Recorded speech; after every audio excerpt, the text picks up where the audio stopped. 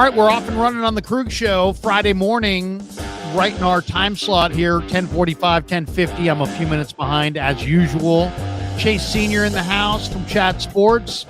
We'll talk little Niners. Of course, we're brought to you by Pig and a Pickle, the best barbecue in all of Northern California. Check them out in Emeryville and Corte Madera. We're also brought to you by Marin Auto Glass, marinautoglass.com. Great company, as well as Sharp Corner Sports Cards and Collectibles. Call Anthony Catania at 831-521-5264. And Underdog Fantasy, check the link in the description. Use the promo code KRUEG, KRUEG, and they will match you up to your first $100.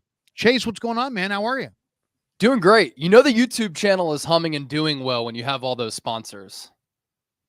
I'm telling you, man. Also, I've been watching you, and people comment every day on your glasses and what frames you have, and it's like every single day, it's like, you know, every aspect of the screen gets analyzed and dissected by the audience. Yeah, my social media pages are crazy too. X, Instagram, the YouTube comment section. Some of the things that I put out on Twitter have just been taken off. I got blocked by Debo Samuel a little bit earlier this week. That caused a massive controversy. And I guess the glasses are somewhat controversial. I'm just trying to protect the eyes, look good, feel good, and provide the people with the best content as possible. Seriously, and you're doing that on a regular basis. Which do you prefer? Do you prefer the dark rims or the light rims? I always match it with the outfit. So if I'm wearing something that is blue or purple, I'll go with the lighter rims. If I'm wearing something that's black and standard, I'll wear the black rims. It all comes down to matching for me. I'm very specific with how I look, and it has to be cohesive up and down my entire outfit. There you go. There, if you want a complete answer, you just got one there from Chase Sr. All right, the Niners, John Lynch is in Ann Arbor today for the Michigan Pro Day. The national champions had 18 combine invites, which was a record. And supposedly it's the biggest NFL turnout for a pro day. You know, obviously Jim Harbaugh's there and you know, making a return trip now representing the Chargers, and John Lynch is there. Of the 18 players working out down there in Ann Arbor, or up in Ann Arbor, and I can name them: AJ Barner, Michael Barrett, Carson Barnhart, Junior Colson, Blake Corum, Jalen Harrell, Ladarius Henderson, Chris Jenkins, Cornelius Johnson, Trent Jones, an offensive tackle, Trevor Keegan, the guard, who's their team captain, JJ McCarthy, Braden McGregor, Drake Nugent, Mikey Sainer still, the corner, who had a big pick in the national championship game, Josh Wallace, Roman Wilson, and guard Zach Zinter. Who do you think John Lynch is most eager to put his eyes on today in Ann Arbor? Yeah, so I was in Houston for the national championship in January, covering that for Chat Sports, and it was pretty interesting to see the difference between the composure level and the experience level and the, oh, we've been here before, between Michigan and Washington during some of the media gatherings and the media meetups prior to the national championship taking place. And it's not to say that Washington was overwhelmed or anything. They were cool, calm, and collected, but Michigan was more cool, calm, and collected. And I think that was a byproduct of being at that stage before, being in the college football playoff the year prior when they lost that crazy game to TCU, and understanding the opportunity at stake and the magnitude of that football game. And I think it all starts with the top, and did then with Jim Harbaugh, who obviously left Michigan, his alma mater, after finally getting over the hump, beating Ohio State, then getting over the hump and winning the national championship. And then he goes to the Chargers, and I think he's going to do great things there. Everywhere he's gone, he's won, and he's won big. San Diego State, Stanford, San Francisco 49ers, and Michigan. And just how he was able to build that football program with the swagger, the confidence, the cool, calm, and collected nature that I talked about, but also the strength and conditioning program. That Michigan team looked like they had a lot of pros then.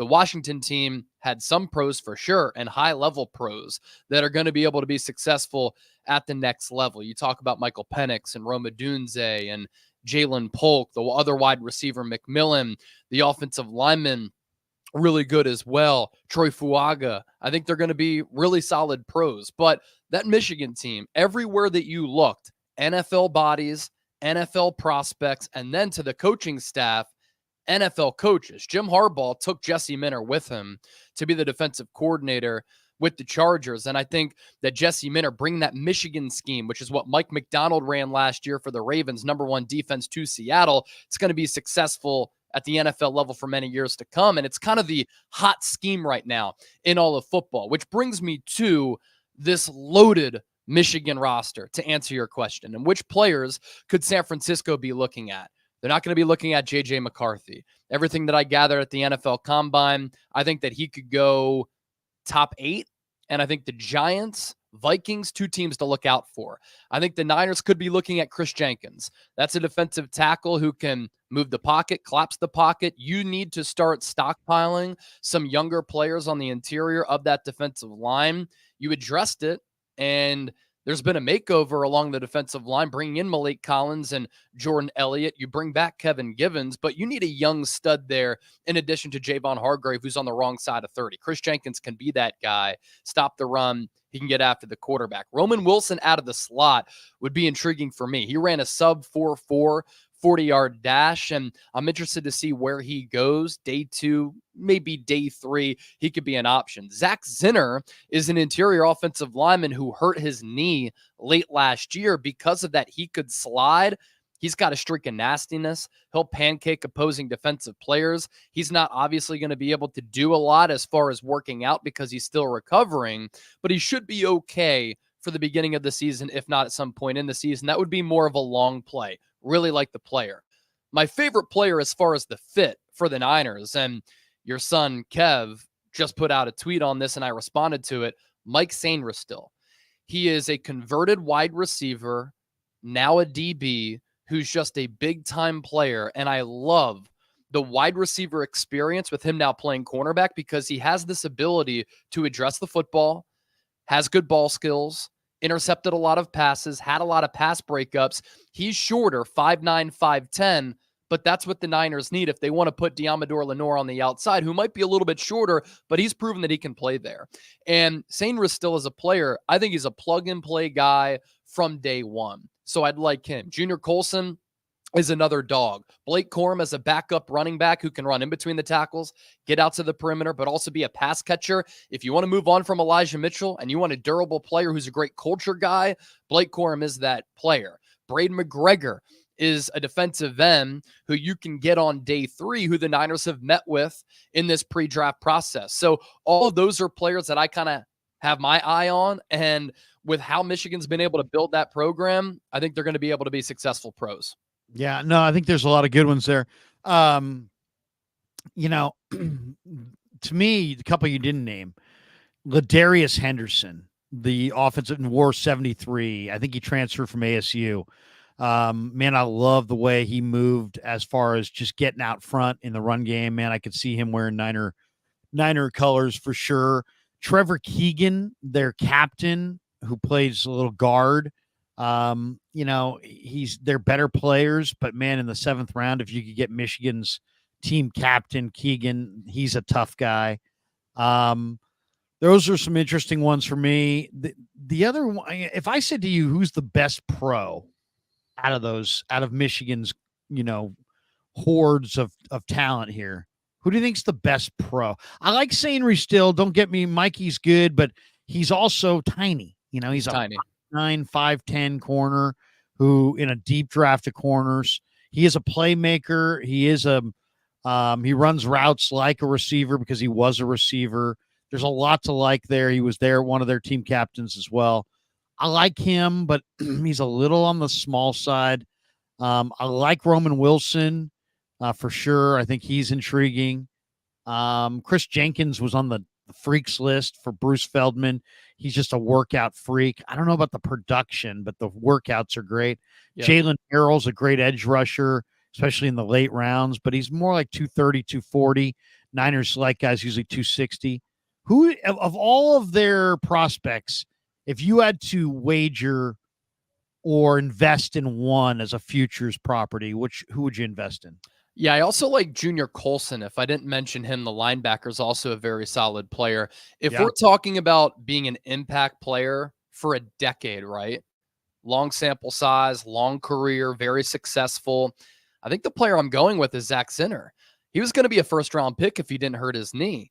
And if you can get him in the third or fourth round, I think that's excellent value. There have been a lot of medical advancements. The recovery timetable for these players coming off those types of injuries aren't as long as they used to be. And I think that he's just a road grader, good in pass protection, can play on that interior. And I think that he can be a high-level player for a really long time. Unfortunately, you're not able to see how he tests in the pre-draft process because of that knee injury. I think it was a torn ACL in which he suffered. But Zach Zinner is the guy who Niners need an offensive lineman. I think he fits the scheme. He's tough. He's physical. He's got that athletic ability to kind of get to that second and third level on some of those pull blocks. We know that San Francisco with Kyle Shanahan's offense prefers to do that and have offensive linemen who can get out on the move. Really like Zinter. The guy that I think is really special, and tell me if you agree or disagree on this one, and I don't know if he's a fit for the Niners, but man, the more I watch Blake Corum, the more I think that's the guy. I mean, he's only 5'8", but he's 5'8", 213. You know what I mean? So those are good measurables. He's a two-time All-American, voted captain by his teammates, academic honoree. He's smart, he's tough, he's physical, he's a leader. I saw him doing some of the footwork drills the other day, and I was like, wow, look at that. Look at the footwork on Blake Corum. What's your thought on Blake Corum? Is he a great college back who's just going to be a good pro back, or do you see him as a special player at the next level like I do? Yeah, I didn't name him because running backs obviously have a little bit more of a shorter shelf life. But if we're talking about some of my just favorite overall players on that Michigan team, Blake Corum might take the cake. And among his teammates, among the coaching staff, he was one of the favorites on that Michigan team last year. Leadership qualities. He was there in 2020 when they were awful. Then he was able to see it through with Michigan. He could have came out after last year when he was really productive. He comes back for 2023, was a terrific player, and ends up having a decorated career, obviously, and winning that national championship. I'm not sure he's an every down back, but I think he's going to be a very productive back for a long time. And he's not going to be that running back who is in the league for 5 years, then done because of too large of a workload, because I'm not sure he's going to have a massive workload. I think he's going to be one of those backup running backs who's in the league for a really long time. And I always like looking at these relative athletic scores. He tested pretty solid for his size, 8.48 on a scale out of 10. He is shorter, 5'7", is what he measured in at the NFL Combine, 205. So as we know, he's stocky, and his lower half allows him to have really good balance. And I like his pass catching ability. I like his physicality. I like his ability to bounce, his vision, his patience, all really good. He's so strong. He benched 225, which is more than his weight. 27 times. That's like a defensive line number. Exactly. It's more than some defensive linemen and offensive linemen. And the 40-yard dash, 4.5, it's not bad by any means. I think his playing speed, and because he can process so quickly, is a little bit better. Really, how about 10-yard? Did he have a decent 10-yard split? 10-yard split, 158. So not bad. Not Brock Purdy, but not bad. Exactly. His shuttle and his three cone were really good, though. So that's that short area quickness, and that's the ability to kind of bounce a carry outside or have that patience to see where the hole is and then hit that hole, hit it hard, and be able to pick up some yards with physicality, but also with that short area quickness. So I think Blake Corum, as a backup running back, I would love him behind Christian McCaffrey. Because what round is he going to go in? Is Kyle Shanahan going to draft another third-round running back? I mean, people are going to lose their S if he does, but if they get this kid, they're getting a special player. I think. And it's a different player too, because like Ty Davis Price had one really good year of production out of LSU, and then Trey Sermon had one really good year at Ohio State. But for Blake Corum, like there's longevity to his game, and he's been productive when he's been healthy every single year that he was in college for Michigan, and a primary contributor for that offense. Ideally, it's the 4th round, but if he's on the board in the 3rd round, I wouldn't hate it if Kyle Shanahan went that route again. And I didn't like the previous 2 running back selections in the 3rd round. I thought they were too early. Blake Corum. Yeah, no, I love Blake Corum. There's something about Blake Corum that says to me, this is going to be a very special NFL back. Now, I don't know why, because there are bigger guys, there are faster guys, there are guys that put on more highlight reels. But there's something about Corum that says to me, this guy's going to be a great NFL player. We'll find out. I watch a lot of your videos. You had one recently about Brandon Aiyuk. And I know, it's like there's a lot of Niner fans that are just exhausted by the Aiyuk discussion, the Debo discussion, the JJ discussion, the wide receiver discussion. I get that. But your video was different than some of the other videos. You actually kind of cited a source as saying that the 49ers don't want to move Aiyuk and won't move Aiyuk.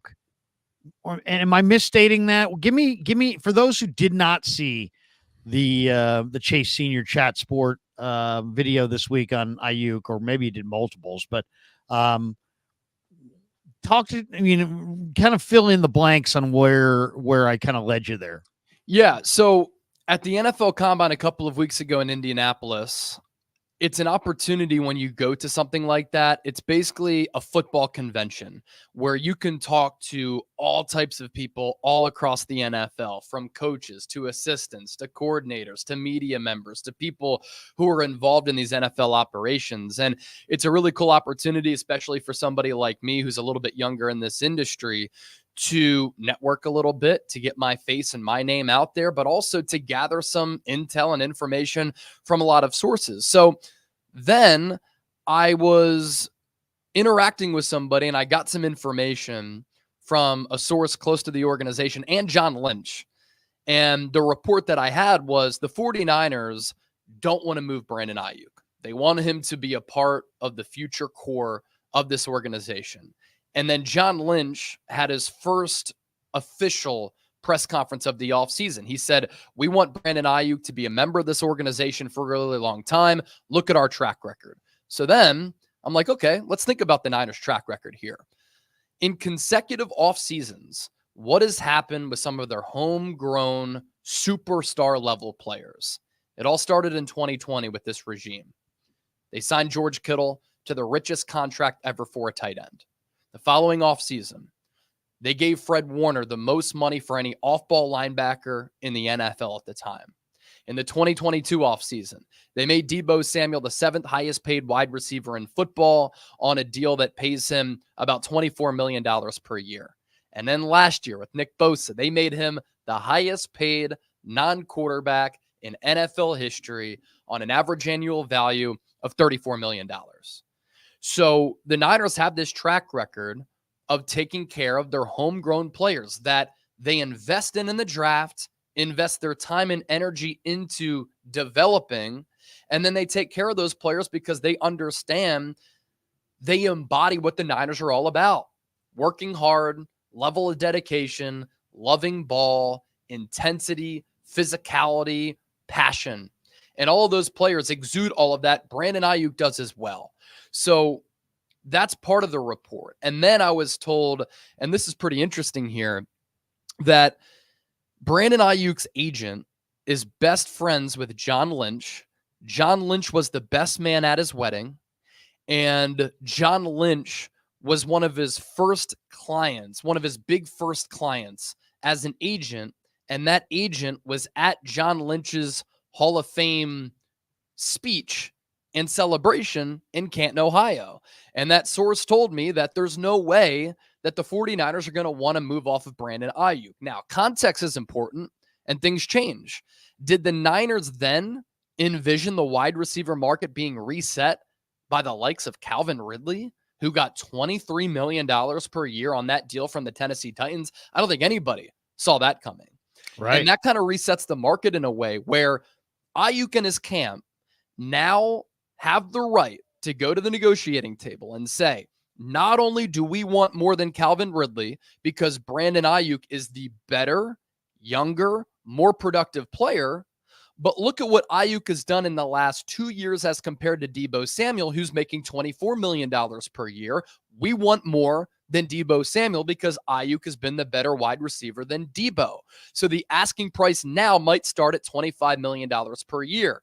And before I throw it back to you, look at the numbers the last 2 years between Aiyuk and Debo. And it's amazing to me that people who watch this football team will say that Debo is a better wide receiver than Aiyuk. It's simply not true in my opinion. Aiyuk the last 2 years, Debo the last 2 years. And Aiyuk's the younger player, less injured, more available, more productive.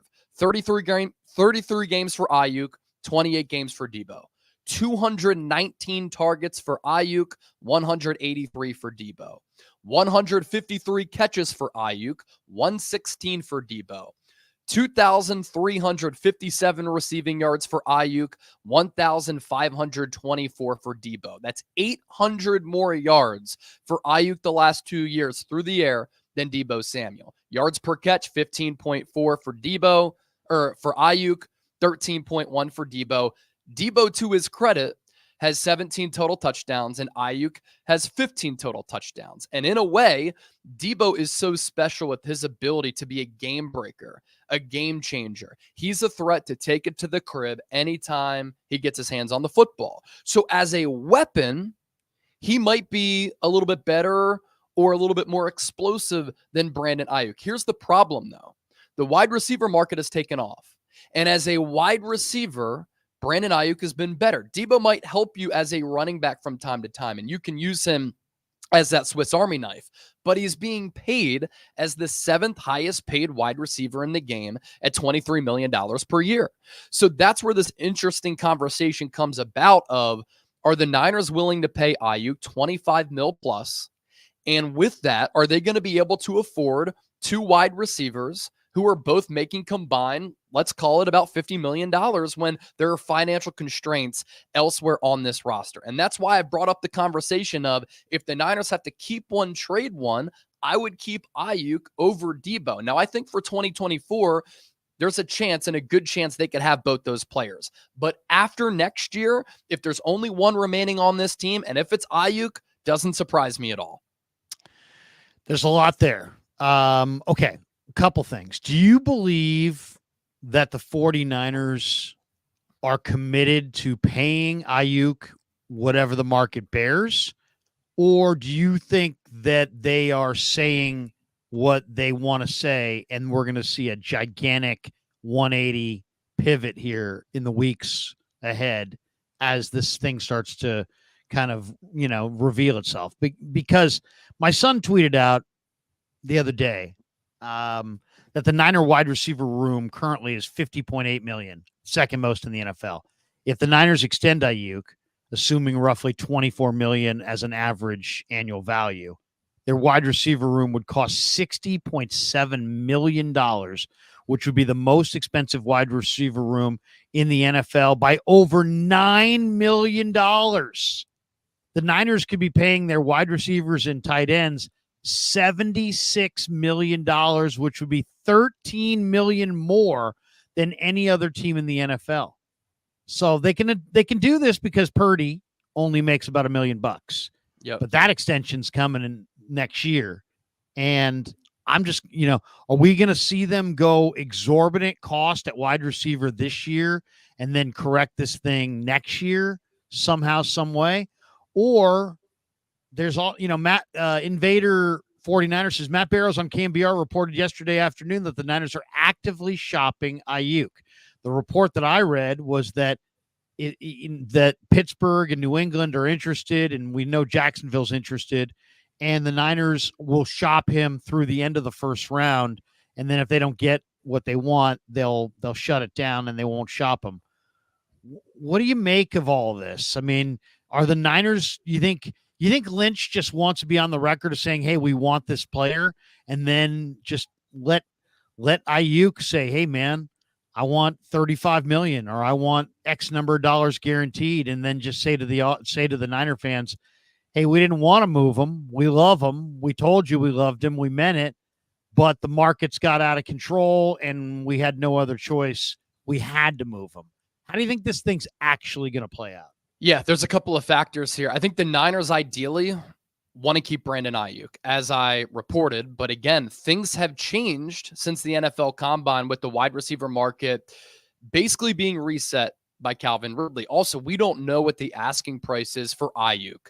I think it starts at $25 million for the reasons that I mentioned. He could ask for more. And at that point, do you just think that he's too expensive to keep? Now, some people don't think he's a number one. I disagree. Footwork, route running, goal line to goal line threat, contested catch guide, deep ball accuracy from Brock Purdy to him was elite this past year, and he has that speed to take the top off of the defense. He has every single route to his route tree.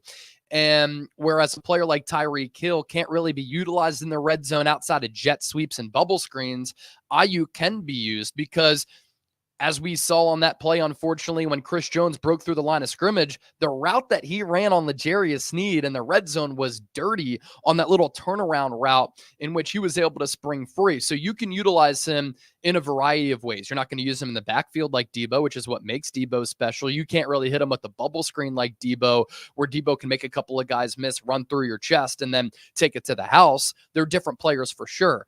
But if the Niners think that Aiyuk is too expensive, now is the time to move him this offseason. This wide receiver class is stacked. It's loaded.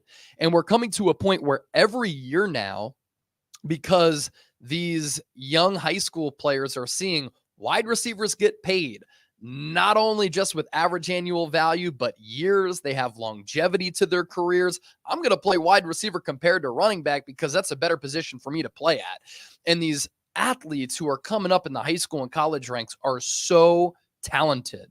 And there's all these 7-on-7s that are happening. These college programs are so good with their coaching staffs. There are all these personal trainers where the drafts now are littered with wide receivers year in, year out who can be plug and play guys. We've seen it with Jamar Chase. We've seen it with Jordan Addison. We've seen it with Justin Jefferson. Brandon Aiyuk, even as a rookie in that COVID year in which there were no preseason games, limited training camp practices, was able to be an impact player year one. And I thought it was pretty telling that at the Combine, the Niners had all of these formal meetings with the likes of Xavier Worthy and Xavier Legette and Troy Franklin and Brian Thomas, who I know you're really high on. Yeah. So if Aiyuk is too expensive and you don't envision him being a part of your future because that price tag is too exorbitant, now's the time to move him in the lead up to the draft or on draft night for two reasons. You can draft his replacement in the first round, and I don't think your offense takes much of a step back. Obviously, there's going to be a learning curve with a guy like Kyle Shanahan, who played wide receiver at Texas, who has been hard on wide receivers. We've seen that plenty before. Dante Pettis, Brandon Aiyuk in the doghouse. But if you get that wide receiver with the first-round pick that you get back from a Pittsburgh, a Jacksonville, another team, you can then draft his replacement. And then if you hold on to your own selection at number 31, that's where you can go right tackle, offensive guard, a right tackle now, and a left tackle in the future that can take over for Trent Williams at some point. I think all of these things are kind of being discussed for San Francisco right now, and they all make total sense to me, and I think they're viable reasons. Okay, assuming that they want to do a Kinlaw-Buckner deal again, where they moved Buckner and then they drafted Buckner's replacement with Kinlaw in the pick that they made. And a lot of Niner fans are like, no, don't do that. It didn't work out.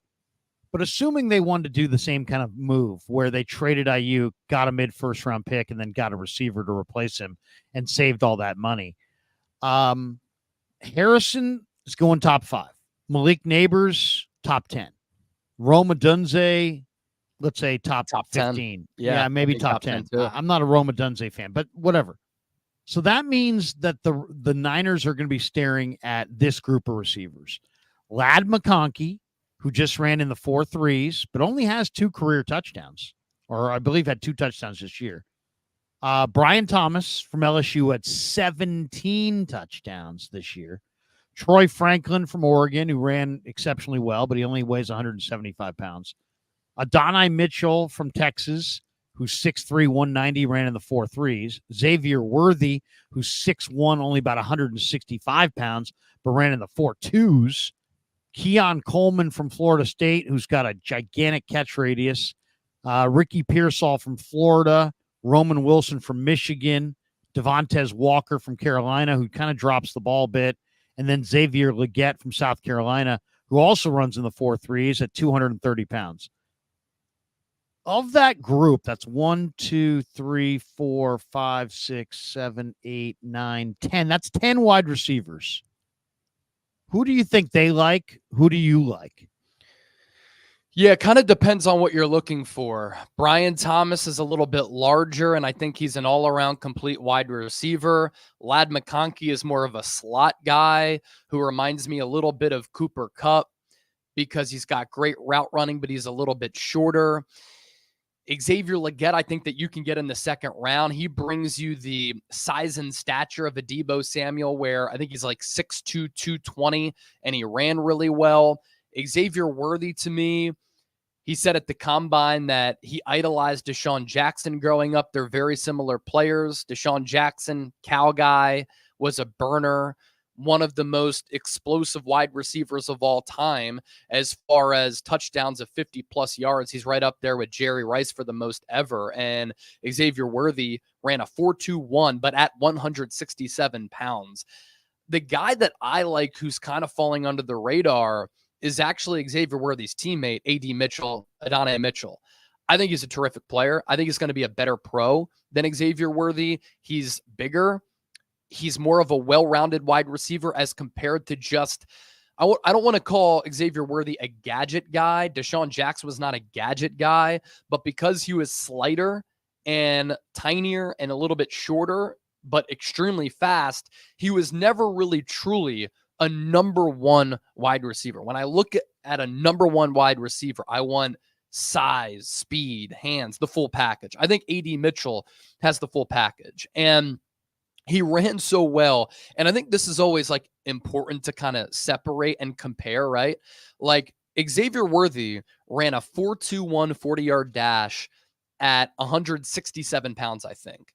A.D. Mitchell at 6'2", 205, more than 30 pounds heavier, ran a 4.34 40-yard dash. And I think longevity-wise, he holds up because he's a little bit bigger, has more to his route tree, a little bit more of a physical wide receiver. Troy Franklin is kind of in that mold as well. So there are a bunch of different wide receivers that you could look at in round one who are different prototypes, but in round two, you could get a Legette. You could get a guy like Keon Coleman, who was the slowest wide receiver as far as the 40-yard dash at 4.6, but if you want a contested catch, 50-50 physical wide receiver who showed up against some upper echelon competition who ran a slow 40, but the fastest gauntlet, which more measures football speed, you could go with the guy like that in round two or round three. Or the Western Kentucky kid is also Malachi really Corley. good. Yeah, he's good.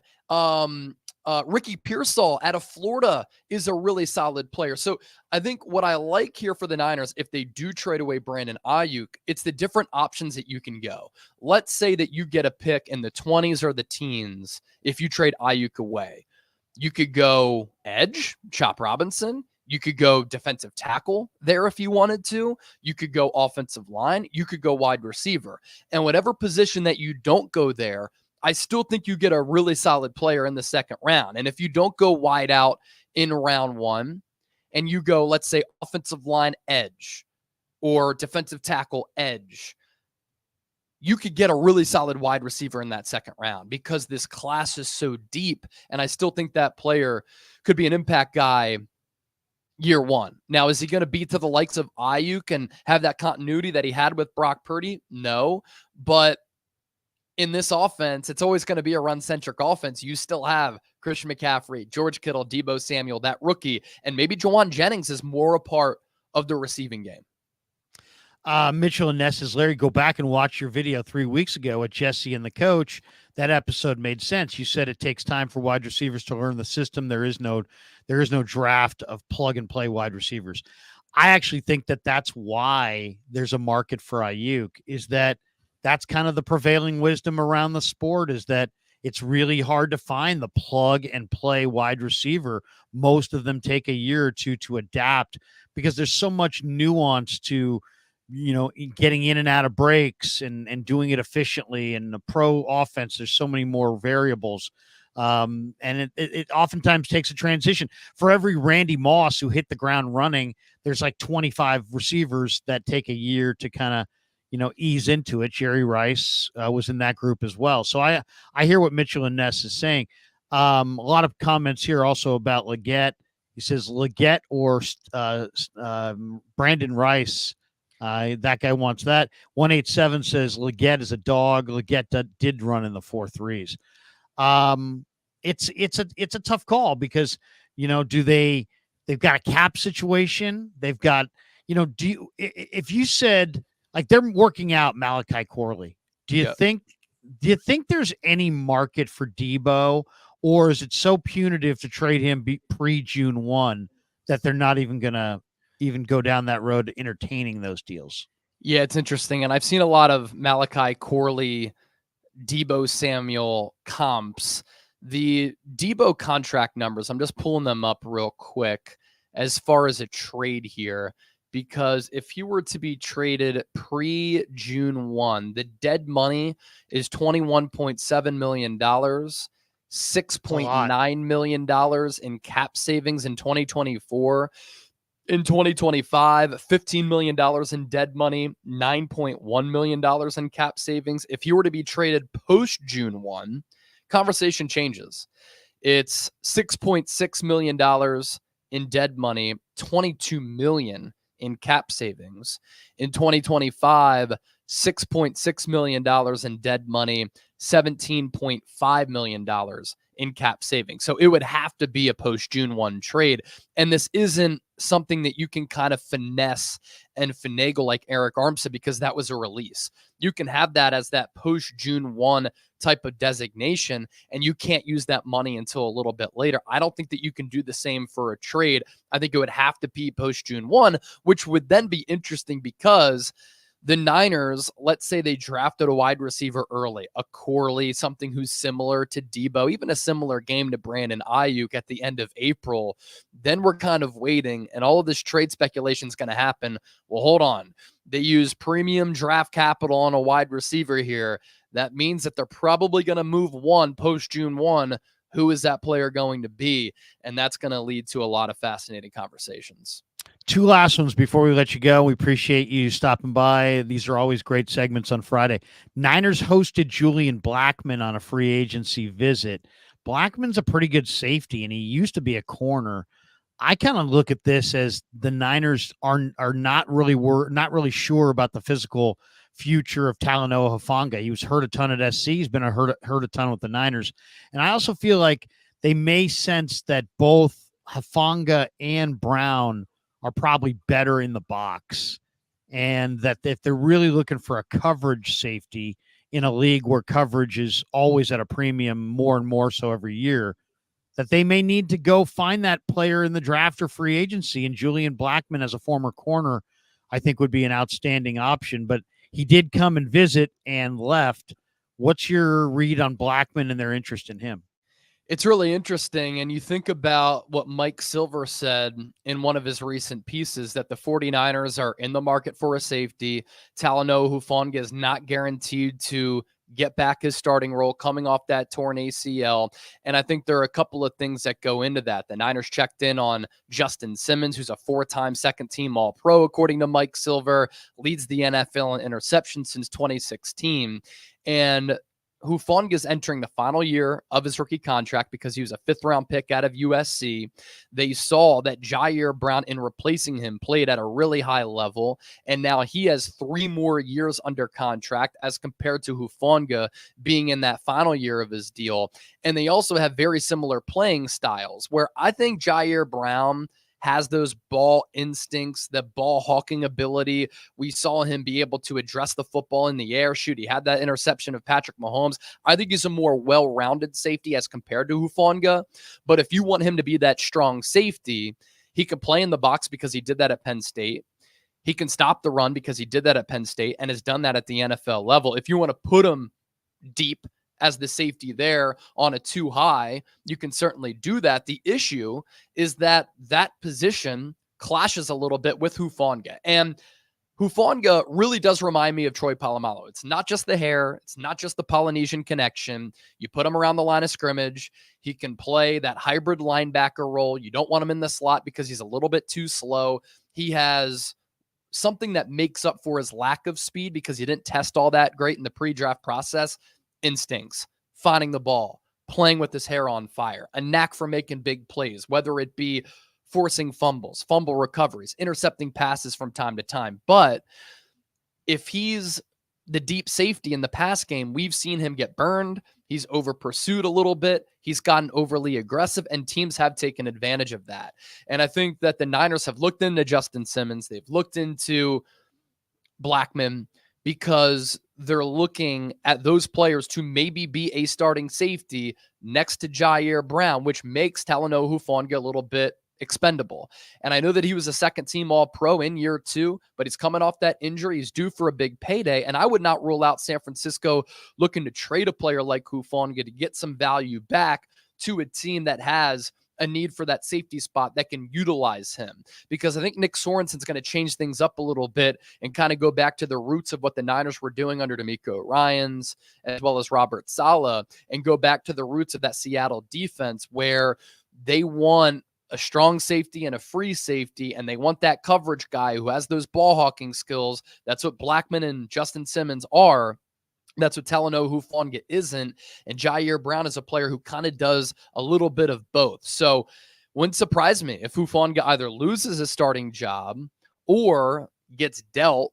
And they might have some concerns with him coming off that knee injury because he had that, I forget what the injury was called before the torn ACL, but it's like a little bubble that was kind of behind his kneecap, like a bursitis type of thing. Was it a cyst of some kind? Yeah, some type of like cyst. Not specifically called a cyst, but it was like in that family, right? Obviously not a medical doctor. I'm not smart enough for that. But that led to the torn ACL. So do they have some concerns there? And I think there are scheme concerns with Hufanga as well. That'll be interesting. And if he does get traded, I would say look for Houston because D'Amico Ryans and him were very, very close. They were out on the practice field 15, 20 minutes before everybody else in the last year when D'Amico was here.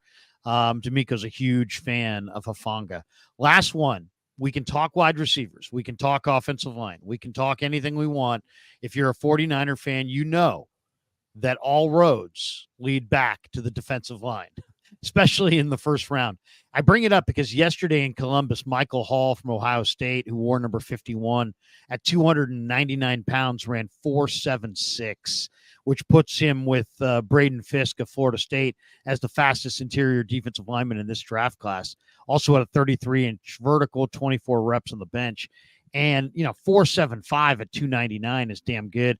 He's an explosive 3 technique with a high pass rush ceiling. He's also one of the youngest players in the draft. Doesn't turn 21 until July.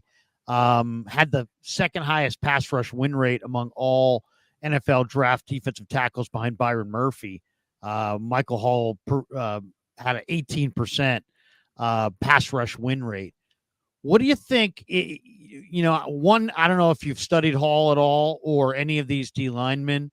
If the Niners do what the Niners do, which is go D-line, to me, this guy's got to be – you mentioned Chris Jenkins from Ohio State, and that's a good one too.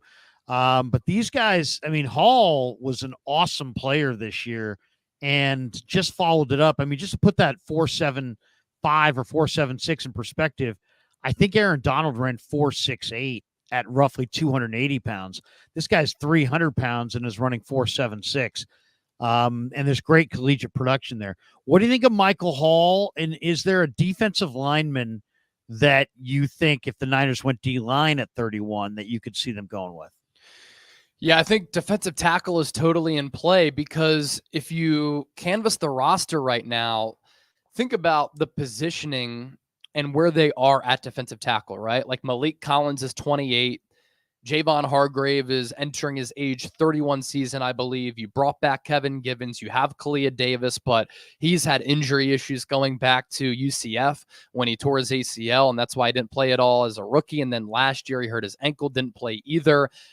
I completely think that defensive tackle is on the board at 31. Michael Hall is a really, really good player, really good athlete too. He's 290 pounds, so he's a little bit smaller, but Aaron Donald was a little bit of a smaller player. McKinley Jackson is the player that you and I have talked a lot about coming out of Texas A&M, and he's more of that physical, beefier interior defensive lineman. So that's what I was mentioning earlier. Like, if you trade Aiyuk and you have 2 first-round picks, I think all of these positions are on the table. Wide receiver, right guard, right tackle, edge, and defensive tackle. That's 5 positions right there that it would not surprise me if the Niners went that direction with those 2 first-round picks if they got one of those first-round picks, because at some point you need to start developing that next defensive tackle. And this is kind of where that Javon Kinlaw miss in the draft has really hurted San Francisco, because you moved on from DeForest Buckner, and then you brought in Javon Kinlaw. You gave Eric Armstead that deal, and Armstead was a really, really solid player. I wouldn't say that he had elite production, but you haven't had like stellar defensive tackle play in a really long time. You were hoping that you would get that with Kinlaw, and him just not working out, him being injured, has burned the Niners in a way where they've had to bring in a Hargrave on that 4-year, $84 million contract. They had to really make over the interior with Jordan Elliott and Malik Cunningham. You need that young player, and Michael Hall is a player that I really like.